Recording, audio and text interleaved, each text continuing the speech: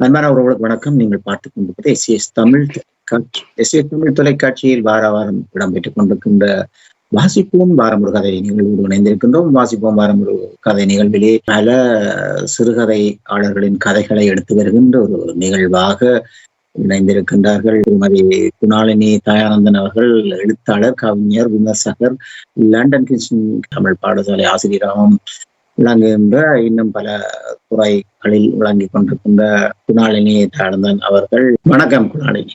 வணக்கம். அத்தோடு வாணி கலாபன் அவர்கள், இவர் நிதித்துறை உதவியாளராகவும் ஆரம்ப ஆங்கில பாடசாலையின் நிதி பணிப்பாளராகவும் தொலைக்காட்சியின் நிகழ்ச்சி தொகுப்பாளராகவும் இருக்கின்ற வாணி கலாபன் அவர்களும் இணைந்திருக்கிறார். வாணி, வணக்கம். வாணி, வணக்கம்.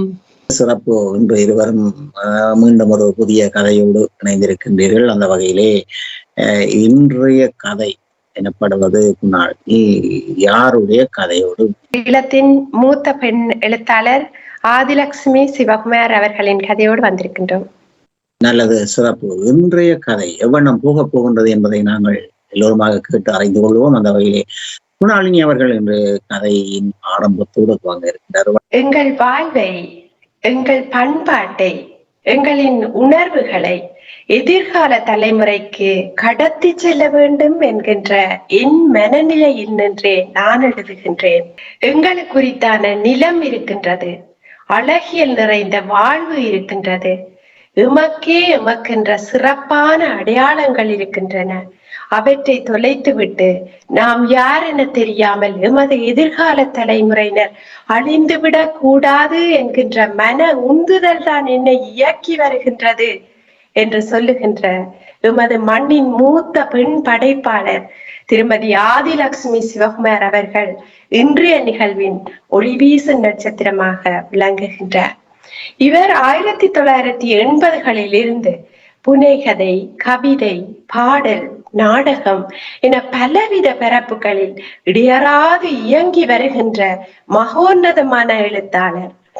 இவருடைய படைப்புகள் தமிழரின் அரசியல், சமூக சமநிலையில் போராட்டம் ஏற்படுத்திய மாற்றங்கள், சமூக சமநிலையில் பெண்களின் உரிமைகளில் ஏற்பட்ட மாற்றங்கள், எமது தமிழ் சமூகம் சந்தித்த இடம்பெயர்வுகள், மனித பேரவலங்கள் என அனைத்தையும் மிக தெளிவாகவும் கலாநுட்பம் மிகுந்த கவிதாமொழி இணைந்த இலக்கிய பதிவுகளாகவும் பேசி செல்கின்றன.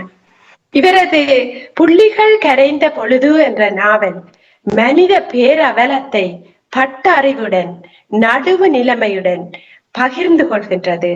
இது கண்ணீராலும் குருதியாலும் எழுதப்பட்ட எமது வரலாற்றின் பெரும் சாட்சியமாக எங்கள் கண்முன் கிடக்கின்ற ஒரு பதிவாக இருக்கின்றது. 1982 இவரது உரிமையில்லாத உறவுகள் என்ற முதல் சிறுகதை தினகரனில் பிரசுரமானது. பின்னர் புயலை எதிர்க்கும் பூக்கள், என் கவிதை, மனிதர்கள், புள்ளிகள் கரைந்த பொழுது, பொன்வண்டு என தொடர்ந்து வெளிவருகின்ற இவரது கவிதை, சிறுகதை நூல்கள் காலத்தையும் தாம் வாழும் தேசத்தையும் துல்லியமாக பதிவு செய்கின்றன. தற்போது புலம்பெயர்ந்து சுவிட்சர்லாந்தில் வசித்து வருகின்றார். இலங்கை வானொலி, ஈழநாடு, ஈழநாதம், ஈழமுரசு, முரசொலி, சிறுத்திரன், வெளிச்சம், அமிர்த கங்கை, நாற்று, எரிமலை என இவரது பிரசுர களங்கள் மிக நீண்டு செல்கின்றன. 1990களில் இருந்து புலிகளின் குரல் வானொலியில் நிகழ்ச்சி அமைப்பாளராகவும் அனைத்து நிகழ்ச்சிகளின் மதிப்பீட்டாளராகவும் இருந்தவர் இவர். கண்ணம்மா என்ற பெயரில் தொடர்ந்து எழுதி வந்தவர். தமிழீழ தேசிய தலைவர் அவர்களிடமிருந்து எழுத்து பணிக்கான தங்க விருதை பெற்ற பெருமை இவரை சாரும். 2004 கேப்டன் வானதி பதிப்பகத்தால் வழங்கப்பட்ட மூத்த பெண் படைப்பாளர் என்ற அரிய விருதினை பெற்றுக் கொண்டவர் இவர். இவரது படைப்புகள் குறும்படங்களாக, காணொளி சித்திரங்களாக, இசைத்தட்டுகளாக இணையமெங்கும் பரம்பி கிடக்கின்றன. இலக்கிய விருதுகளுக்கு அல்லது எழுத்து போட்டிகளுக்கு தமது படைப்புகளை அனுப்பாத கொள்கையுடையவர் இவர். ஆனாலும் இவரது ஒவ்வொரு படைப்பும் கால வெள்ளத்தால் அடித்து செல்லாதபடி தமக்கென்று ஒவ்வொரு பொற்கிரீடத்தை சுட்டியபடி நின்று நிலைக்கின்ற படைப்புகளாக இருக்கின்றன. உணர்வுடைய எந்த மனிதரின் மனதிலும் வசித்து வரும்படி தங்கி நின்று விட்டகலாதபடி இவருடைய மீன்தொட்டி மனிதர்கள் என்ற கதையை இப்போது திருமதி வாணிகலாவன் அவர்கள் வாசிக்க தொடங்குவார். மீன்தொட்டி மனிதர்கள். கட்டிலில் இருந்து எழுந்து போய் நீல நிற திரைச்சீலியை விலக்கி வெளியே பார்த்தார் மூர்த்தி. வெள்ளை பனி எங்கும் நிறைந்திருந்தது. எந்த பச்சை மரங்களையும் கூட பனி விட்டு வைக்கவில்லை. இலை உதித்து எல்லா மரங்களும் தலை நிறைய பனியை சுமந்து கொண்டிருந்தன. எல்லாம் ஓர் அழகுதான் என இயற்கையில் விதந்து கொண்டார். எதிரே தெரிந்த கட்டிடத்தின் சாளரங்கள் எல்லாம் அடித்து சாத்தப்பட்டிருப்பது போல தோற்றமளித்தன. பனி படிந்த ஒவ்வொரு கட்டிடமும் மனித விலங்குகளின் உறைவிடமாக தெரிந்தன. அவருக்கு வெளியே தெரிவதை குறைத்து குகைகளுக்குள் பதுங்கும் ஆதி மனிதர்களால் ஆன உலகமாக தெரிந்தது அவருக்கு இந்த பனிக்காலம். கோடை காலத்தில் இந்த சாளரத்தை அகல திறந்து வைத்து சாலையில் போவோர் வருவோரை வேடிக்கை பார்த்தாலே மூர்த்தியரின் பொழுது விரைந்துவிடும். வண்ணத்து பூச்சியினை நினைவில் கொண்டு வரும் குழந்தைகளின் பள்ளி ஒன்று சற்றே தூரத்தில் இருந்ததால் அவை அங்கும் இங்குமாக பறப்பதாய் உணர்வார் அவர். குளிர்காலம் எல்லோரையும் போல அவருக்கும் துயரம் நிறைந்தது. எதிர் வீட்டில் குடியிருக்கும் முதியவள் எமிலியாவும் இதைத்தான் ஒருமுறை அவரிடம் சொல்லி இருக்கிறாள். சாளரத்தை திறந்தால் பனியின் குளிரை காவிக்கொண்டு உள்ளே வரக்கூடிய காற்று உடலை துளைப்பது மட்டுமன்றி நோய்களையும் பரிசளித்து விடும் என அவர் அச்சமடைந்தார். கடைசி வரை பிள்ளைகளுக்கு ஆக்கினை கொடுக்க கூடாது என்பதுதான் அவருடைய கோட்பாடாக இருந்தது. சாலையின் வளைவில் இருக்கும் 2 மாடிகளை கொண்ட வீடு. மேல் தளத்தில் ஒதுக்குப்புறமாக கழிப்பறை வசதியுடன் விசாலமாக இருந்தது அவருடைய அறை. அறையின் சுவர்கள் முழுவதும் மென்னீல வர்ணம் பூசப்பட்டிருக்கிறது. கட்டிலுக்கு முன்பாக ஒரு மேசை, அருகாக ஒரு தொலைக்காட்சி பெட்டை, உடைகளை அடுக்கி வைக்க ஒரு அலுமாரி, இவ்வளவுதான். மேசைக்கு மேலாக சுவரில் அவர் மனைவியுடன் சேர்ந்து நிற்கும் இளமை கால படம். அது பொழுதோ ஒரு காலத்தில் ஊரில் இருந்த ஏதோ ஒரு புகைப்பட நிலையத்தில் எடுத்த கருப்பு வெள்ளை படம். இளமையும் இனிமையும் ததும்ப அமர்ந்திருக்கும் அவளை உற்று பார்த்தார். மனைவி பாக்கியம் நாற்காலியில் அமர்ந்திருக்க அவர் அருகே கம்பீரமாக நின்று கொண்டிருந்தார். இவள் இல்லாட்டி அடுத்த நிமிஷமே நானும் உயிரை விட்டுடுவேன் என்று நினைத்திருந்த தான் அவள் இல்லாமலேயே 20 ஆண்டுகளுக்கு மேலாக வாழ்வதை நினைத்த போது மனது ஒருமுறை விம்மியது. துணைவியானவள் காட்டிய பாசமும் நேசமும் அவற்றின் பெருமதியும் இப்போது புரிந்தன அவருக்கு. அவளுடனான வாழ்க்கையில் சில நாட்களில் வேலையிடத்தில் ஏற்படும் மன இறுக்கம் காரணமாக அவள் மீது சீறி விழுந்த நாட்கள் இப்போது முள்ளாக குத்தின. நீ வாழ்ந்த காலம் முழுக்க எனக்கு அன்பையும் சந்தோஷத்தையுமே மட்டும் தந்த பெருமாட்டினி என உதடுகளால் உச்சரித்து கொண்டார். 4 பிள்ளைகள் இருந்த போதும் இப்போது கடைக்குட்டி பத்மினியுடன் தான் தங்கியிருக்கிறார் மூர்த்தி. ஒரே மகன் சுபத்திரன் அவரை பார்க்க வரும் போதெல்லாம் என்னோட வந்துருங்கோ, ஆம்பளை பிள்ளையோட இருக்கிறதானே நியாயம் என்று வாதாடி விட்டு போவான். போடா போடா, ஆம்பளை பிள்ளை பொம்பளை பிள்ளை எல்லாம் எனக்கு ஒன்றுதான் என சொல்லி சமாளித்து விடுவார்.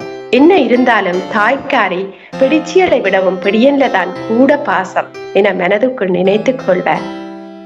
முன்பு சில ஆண்டுகள் சின்னவள் மைதிலியோடு இருந்தார்.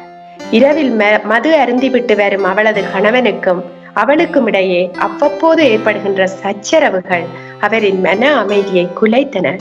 பிறகு இவள் கடைக்குட்டி அழைத்து வந்து விட்டாள். பெற்ற மகள் என்றாலும் பத்மினியும் கொஞ்சம் சிடுசிடுப்பு கொண்டவள்தான். அவளுக்கு கணவனாக வந்தவன் எந்த உரைகளிலும் உரைத்து பார்க்க முடியாத சொக்க தங்கம் என்றே அவர் பெருமிதப்பட்டுக் கொள்ளுவார். 2 ஆண்களும் ஒரு பெண்ணுமாய் பத்மினியின் 3 பிள்ளைகள்.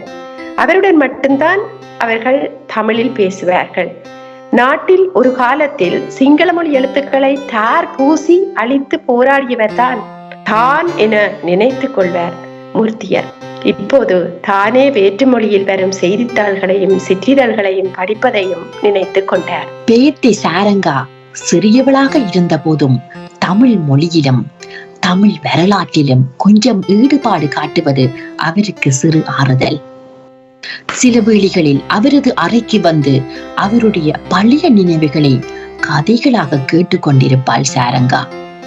அந்த நேரங்களில் தானும் ஒரு சிறுவனாகி விடுவார் அவர். திருவிழாக்களை, தைப்பொங்கலை, மாட்டு வண்டி சவாரியை, வாசிக சாலையை, மனிதர்களை அழிய வைக்கும் போர்க்காலத்தை, மழை வெள்ளத்தை என மனதில் புதைந்து கிடக்கும் எல்லாவற்றையுமே அவளிடம் சொல்லுவார். என்ற பாக்கியம், நீதான் ராசாத்தி என்று பேத்தியின் முகத்தை தடவுவார். அவளும் அந்த அன்பில் குலைந்து போய்விடுவாள். ஒரு நாளில் 2-3 தடவையாவது பேத்தியை பார்த்தால்தான் அவருக்கு மனம் சாந்தமுறும். அவள் எங்காவது போய் வீடு வர பிந்தினால் அவரது மனம் பேரவதிப்படும். உங்களோட நாட்டை பற்றி இவ்வளவு கவலைப்படுறியல் தானே அம்மப்பா? ஏன் அப்ப உங்களோட நாட்டை விட்டுட்டு இன்று எல்லோரும் வந்த நீங்கள்? அந்த பச்சை மண்ணின் கேள்விகள் சில வேளைகளில் அவரை தூக்கி வாரி போடும். என் பேரன்பு மிக்க குழந்தையே, சாவுக்கு அஞ்சி உயிரை பாதுகாக்கும் சுயநலத்தோடு ஓடி வந்தேன் என்று எப்படி உன்னிடம் சொல்லுவேன்? இருந்தாலும் எங்களுக்கு ஒரு நாடு இருக்கிறது. உன்னுடைய வேர்கள் அங்கேதான் பதியமிடப்பட்டிருக்கின்றன.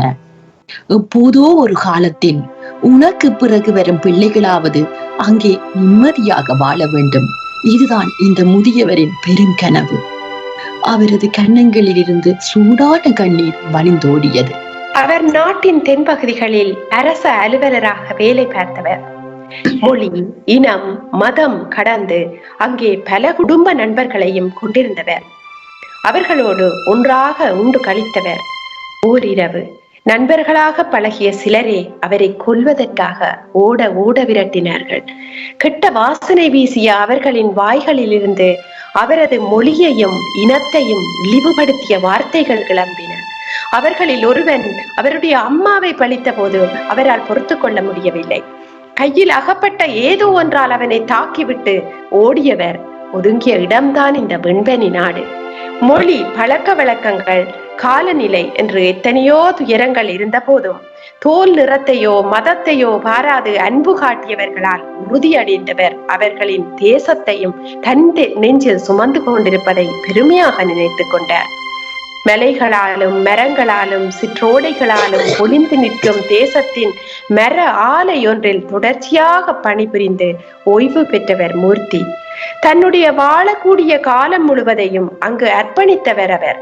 அந்த மர ஆலையின் அத்தனை இயந்திரங்களையும் ஊர்திகளையும் நேர்த்தியாக கையாண்டு பாராட்டுகளை பரிசாக பெற்றவர். உயிரை பாதுகாத்தால் போதும் என்று வந்த தனக்கு உன்னதமான வாழ்வை தந்த மனிதர்களுக்கு நன்றி சொல்லிக் கொண்டார். ஓய்வு பெற்று வீடு வந்த பிறகும் ஒவ்வொரு நத்தார் விருந்துக்கும் அவரையும் அழைப்பார் மர ஆலை முதலாளி. கடந்த சில ஆண்டுகளுக்கு முன்னர் தான் இறந்து போனார் அந்த முதலாளி. அவர் இறப்பதற்கு சில நாட்களுக்கு முன்னர் மருமகனோடு சென்று அவரை பார்த்து விட்டு வந்தார் மூர்த்தி. கடுமையான நோய்க்கு ஆளாகி நொய்ந்து போய் கிடந்த அவரை பார்த்ததும் நேர்மையான ஊர் உழைப்பாளியாய் கண்ணீர் சுரந்தது அவருக்கு. பணமும் அதனால் வரும் வசதி வாய்ப்புகளும் சொத்துக்களும் கூட சாவை ஒருபோதும் தடுத்து நிறுத்திவிட முடியாது என்பதை எடுத்து சொல்லி போனது அந்த மனிதரின் இறுதி கணம். அந்த முதலாளியின் நினைவுகள் சில நாட்களாக அவரை உலட்டி கொண்டிருந்தன. எல்லா நினைவுகளும் உந்தித்தள்ள கட்டிலில் அமர்ந்து கொள்கிறார் மூர்த்தி. கால் தசைகளில் வலிப்பதாக உணர்ந்து கொண்டார். மெல்ல மெல்ல உடல் முதுமையின் வலிகளை சேகரிக்க தொடங்கி இருப்பது புரிந்தது. தொடர்பே இல்லாமல் பீட்டர் அல்போன்ஸ் என்ற நண்பர் நினைவில் வருகிறார். மர ஆலையில் அவரோடு ஒன்றாக பணிபுரிந்தவர். மென்மையும் உறுதியும் கொண்ட மனிதர். மூர்த்திக்கு முன்னதாக பணியில் இருந்து விருப்ப ஓய்வு பெற்று சென்றார். ஓய்வு பெற்ற அன்று மூர்த்தியை தேடி வந்து இறுக கட்டி அணைத்த அல்போன்ஸ், இவ்வளவு காலமும் உழைப்பாளியாக இருந்தேன், இனித்தான் வாழ்க்கையை வாழப்போறன் என்று கண்கள் மிளிரச் சொல்லி போனார். அல்போன்ஸ் எப்படி இருக்கிறார் என அறிய வேண்டும் போல மனது அவாவியது. அவங்கள் முதுமையில தான் வாழ்க்கையை அனுபவிக்கிறாங்க, நாங்கள் வயது போனால் மூளைக்குள்ள சுருண்டு போறோம் மனதுக்கு சொல்லிக் கொண்டார். கடந்த மாதம் அவரது பிறந்த நாளில் பேத்தி கொண்டு வந்து பரிசளித்த பொதிக்குள் ஒரு மடிக்கணனி, அது இப்போது மேசையில் இருந்தது. இதேன் மேனே எனக்கு, நீங்கள் படிக்கிற பிள்ளைகள், உங்களுக்கு தான் நல்லது. இல்ல அம்மப்பா, உங்களோட நினைவுகள் எல்லாம் இதுல எழுதி வையுங்கோ, ஒரு காலத்துல எனக்கு உதவும் என்றவள் அதை பயன்படுத்தும் ஓரளவான தொழில்நுட்பத்தையும் அவருக்கு பழக்கிவிட்டாள். வெளியே இன்னமும் பனித்துளிகள் கொட்டிக் கொண்டிருந்தன. கால்கள் பனிப்படிவலுக்குள் புதிய புதிய 2 சிறு உருவங்கள் நடந்து கொண்டிருந்தன.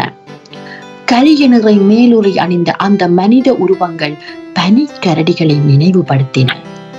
நீண்ட நெடுங்காலமாக வனப்புமிக்க இந்த தேசத்தில் வாழ்ந்த போதும் இயற்கையை ரசிக்க வாய்ப்பின்றி உழைப்பை தன்னை துரத்தியதாக இப்போது அவர் கவலையுற்றார்.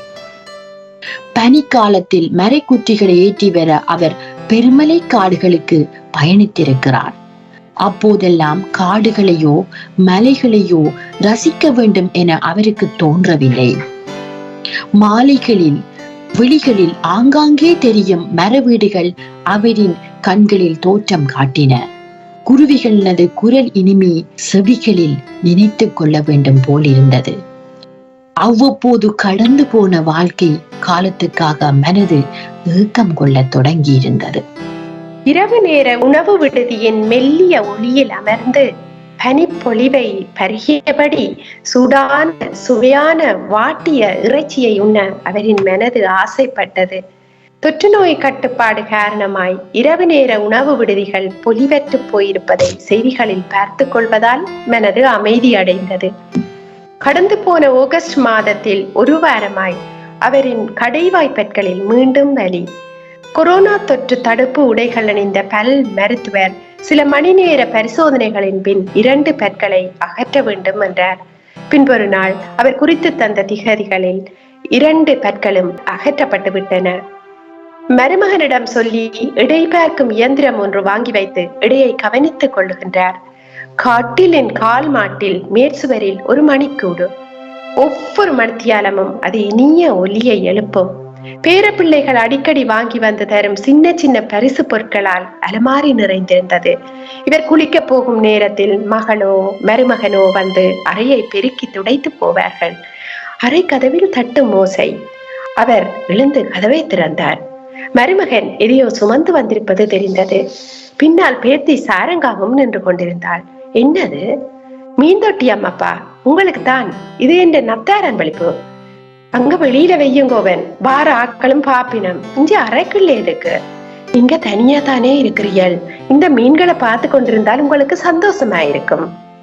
நான் என்ன சின்ன பிள்ளையே, எனக்கேன் இதெல்லாம்? மருமகன் ஜெகன் எதுவும் சொல்லாமல் மீன்தொட்டியை பொருத்துவதில் அக்கறை காட்டினார். உங்களோட பேத்தி அம்மப்பாவுக்கு மீன்தொட்டி வாங்கி கொடுக்க சொல்லி கேட்டவா அப்பா.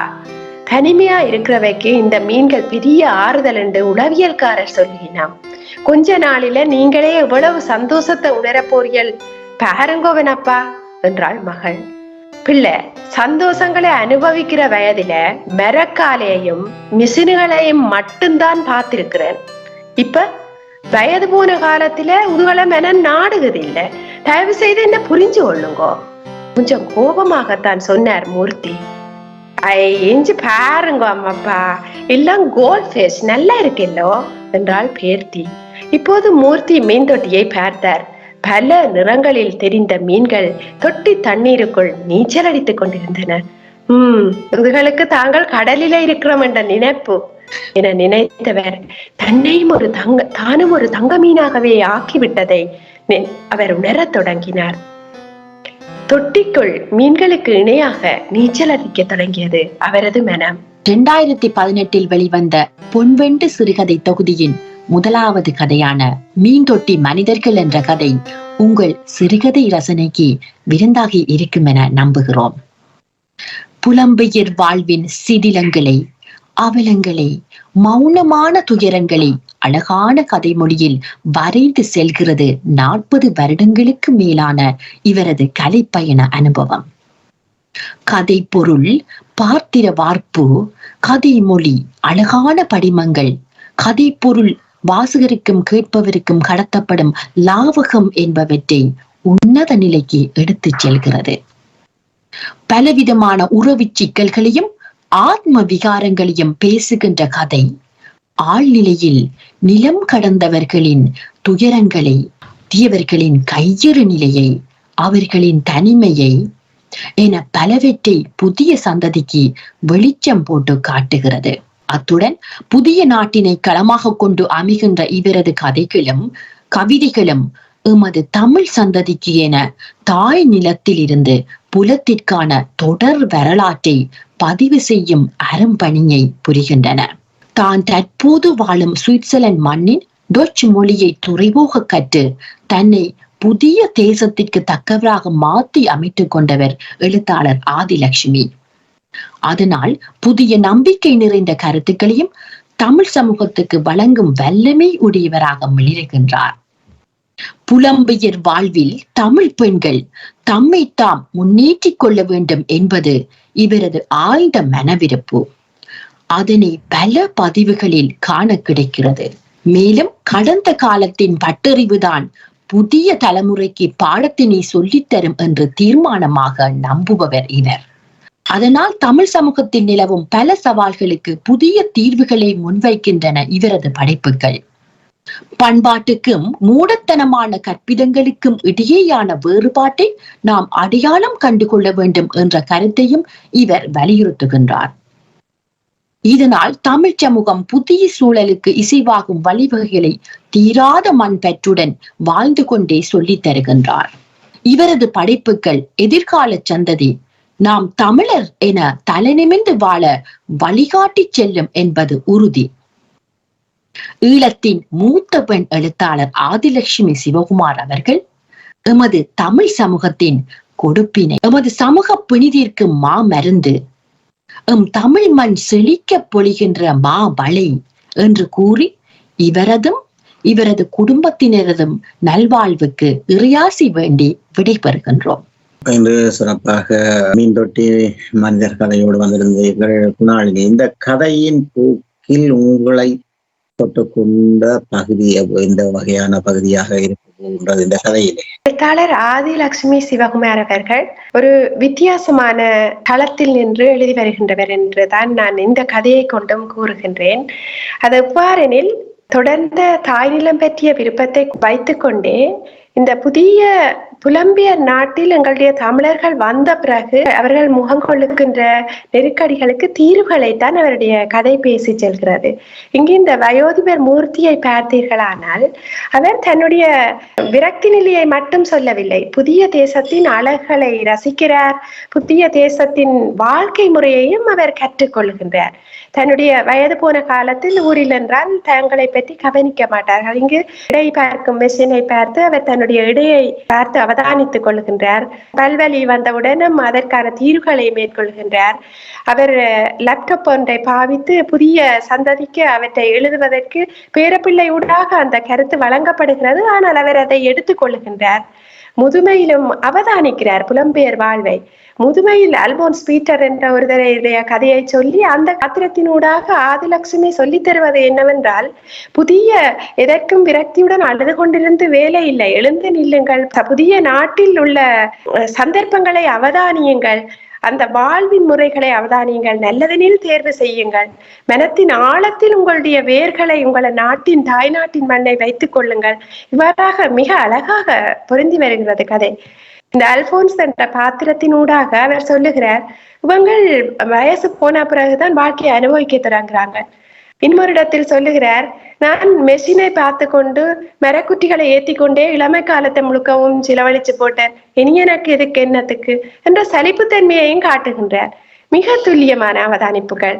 இந்த கதை உண்மையில் ஒரு மிக அற்புதமான கதை என்றுதான் கூறுவேன். எவ்வாறு எனில் எங்களுடைய நாட்டிலிருந்து புலம்பெயர் நாடு வரைக்கும் ஒரு வரலாற்று தொடர்ச்சியை கோடெழுத்து செல்லுகின்ற ஒரு கதையாக, அதற்கு இவருடைய தனி மனித ஆளுமையும் காரணமாக இருக்கிறது. தான் வாழும் தேசத்தில் வந்தவுடன் மனித பேரவலம் நடந்த போது அங்கு நின்று அதை அனுபவித்தவர் அவர். ஆனால் அதன் பின்னர் அவர் புலம்பெயர்ந்த பிறகு அந்த நாட்டின் கிடைக்கின்ற சந்தர்ப்பங்கள் ஒவ்வொன்றையும் பாவித்து தன்னை வளப்படுத்தி கொண்டு இவர் எங்களுடைய தமிழ் சந்ததிக்கு அந்த மொழியின் ஆற்றலுடன் அந்த மனிதர்களுடன் பழகியதுடன் எங்களுடைய தமிழ் சந்ததிக்கு கொடுக்கின்ற இந்த அறிவும் அனுபவமும் நாங்கள் தமிழ் சமூகம் செய்து வைத்த கொடுப்பினை என்றுதான் கூற வேண்டும். அதுதான் என்னுடைய கருத்து. பல வழிகளை கண்ட ஒரு எழுத்தாளர் மீண்டும் புலம்பெயர்ந்து வந்தும் தான் சலிப்படையாமல் மீண்டும் எழுத்துத்துறையில் இருப்பது என்பதே மிக சிறப்பு. அதுவும் புதுமையை தேடி அந்த புதுமையில் இருக்கின்ற சிறப்பை. வாணி, உங்களுக்கு இந்த மீன்தொட்டி மனிதர்கள் கதையிலே, மீன்தொட்டி கதையிலே உங்களுக்கு பிடித்த பகுதி எதுவாக இருக்கும்? எனக்கு பேத்தி சாரங்காவை மிகவும் பிடித்திருந்தது. பொதுவாக எல்லோரும் நினைத்துக் கொள்வார்கள் புலம்பெயர்ந்த நாட்டில் உள்ள பிள்ளைகள் முதியவர்களை பெருசாக பார்ப்பதில்லை என்ற ஒரு கருத்து நிலவி வருகின்ற வேளையில் பேத்தி சாரங்கா மட்டுமன்றி அவருடைய பிள்ளைகள் எல்லோரும் தந்தையை மிகவும் அருமையாக கவனித்திருக்கின்றார்கள். மகன் கூட அவருடன் வந்து அளவளவாதம் தன்னுடன் வரும்படி கேட்பதாகவும் ஒரு பகுதியில் வருகின்றது.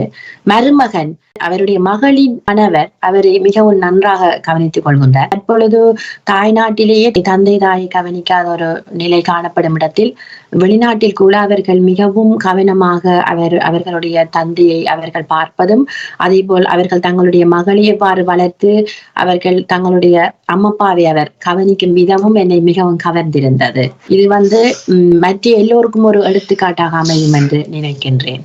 அந்த பகுதி எனக்கு மிகவும் பிடித்திருந்தது. மற்றவை கூடுதலாக சாரங்காக அவர்கள் கூறியிருந்தார். நல்லது, சிறப்பு.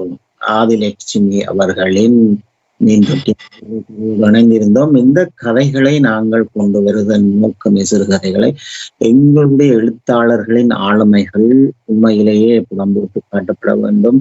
அது காட்டுவதன் மூலம் எங்களுடைய எழுத்தாளர்களுக்கும் சிறப்பை தரக்கூடியதாகவும், அதுபோன்று எஸ்ஏஎஸ் தமிழ் தொலைக்காட்சியானது தனித்துவம் மிக்க ஈழத்தமிழர்களின் ஒரு இதய நாளமாக செயலாற்றி வருகின்றது. அந்த வகையிலே ஈழத்தமிழர்களின் கலைக்கும் கலை வடிவத்திற்கும் நாங்கள் ஏதாவது செய்ய வேண்டும் என்று சிந்தித்த போது நாங்கள் யோசித்த விடயம் தான் வாசிப்போம் வாரம் ஒரு கதை. இந்த வாசிப்போம் வாரம் ஒரு கதையோடு இணைந்திருந்து இன்று சிறப்பாக ஆதிலட்சுமி அவர்களின் கதை மீன்தொட்டி மனிதர்கள் என்ற கதையை கொண்டு வந்திருந்தார்கள். அவர்களுக்கு வாழ்த்துக்களை கூறிக்கொண்டு இவரது குடும்பத்தினரதும் நல்வாழ்வுக்கு இறையாசி வேண்டி விடைபெறுகின்றோம்.